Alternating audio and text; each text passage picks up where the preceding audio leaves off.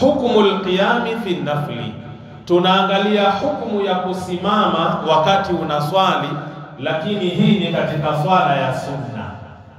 Tumetoka kwenye swala ya faradhi. Kwenye swala ya faradhi ni lazima usimame kama una uwezo wa kusimama. Sasa tunaangalia hukumu ya kusimama wakati unaswali kwenye swala ya nini? Ya sunna. Alqiyamu fi nafli laysa fardhan, kusimama katika swala ya sunna sio lazima. Umenielewa vizuri? Kusimama katika swala ya sunna sio lazima. Yani kama mfano salatu tarawih ni sunna, salatu tahajjudi ay qiyamul layl ni sunna, na kuna zile sunanur rawatibi ambazo mtume alikuwa akiziswali kablia na baadia ni nini? Ni sunna. Aloelewana sasa hivi. Sasa tunataka kuangalia hizi ibada za sunna. Je, wakati unasimama hukumu yake ni nini? Ndio anasema hapa alqiyamu fi nafli laysa fardhan, kuswali hali ya kuwa umesimama kwenye swala ya sunna sio lazima. Fayajuzu lilqadiri ala alqiyami, inafaa kwa yule mwenye uwezo wa kuswali hali ya kuwa amesimama, ayusalli ya qa'idan fi nafilati, aswali hali ya kuwa amekaa katika swala ya sunna. Umenielewa sasa hapo? Yani sasa jalia hii salatu tarawih, umekuja ulikotoka ukasema leo kama ni kusimama sitoweza leo niko overloading, sio? Wacha ni swali hali ya kuwa nimekaa.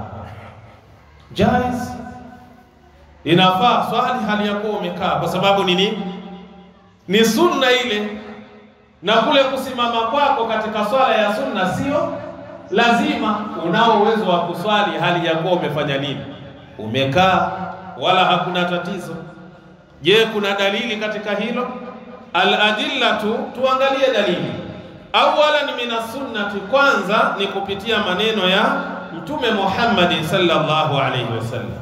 An Imran ibn Husayn radhiyallahu anhu, kutoka kwa Imran mtoto wa Husayn, radhi za Mwenyezi Mungu zimwendee yeye, qala, amesema sa'altu an-nabiy sallallahu alayhi wasallam, nilimuuliza Mtume siku moja, rehma na amani zimshukie yeye, an salati rajuli, kutokamana na swala ya mtu, wa huwa qa'idun, hali ya kuwa amekaa. Nilimuuliza Mtume sallallahu alayhi wasallam kutokamana na swala ya mtu ambaye alikuwa anaswali hali ya kuwa amefanya nini? Amekaa.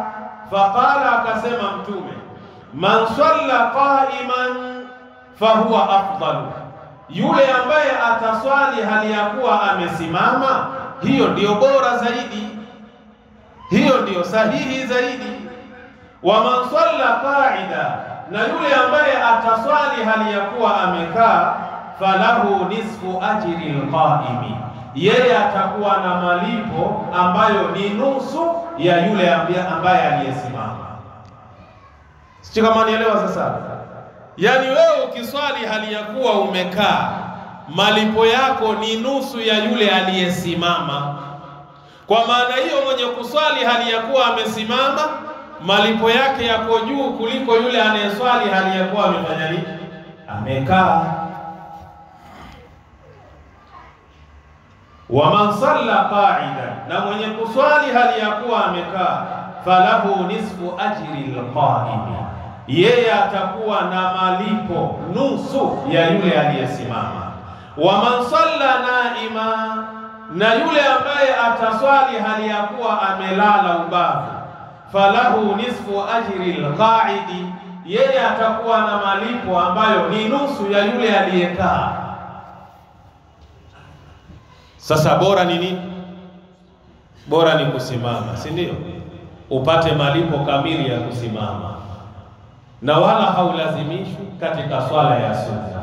Ukiona hapana, leo raha yangu ni swali hali ya kuwa nimekaa, fasalli qa'idan, swali hali ya kuwa umefanya nini?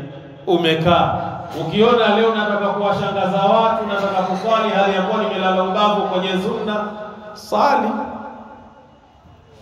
Tumeelewana vizuri ya jamaa? Naam.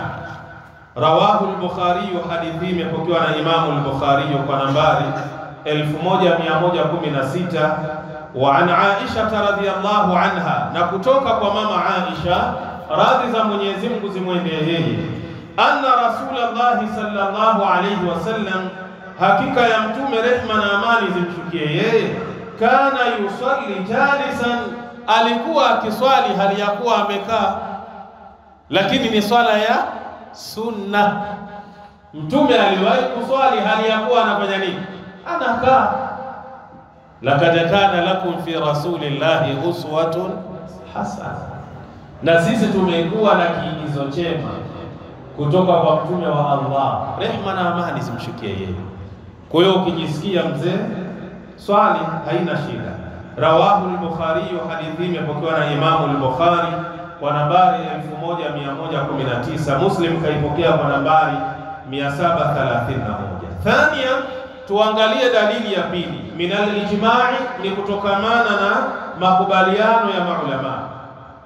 Qala Ibn Qudama, amesema mwanachuoni Ibn Qudama, la na'lamu khilafan, hatufahamu ikhtilafu yoyote fi ibahati tatawwu'i jalisan, katika kufaa kuswali kwa kukaa kwenye ibada ya sunna.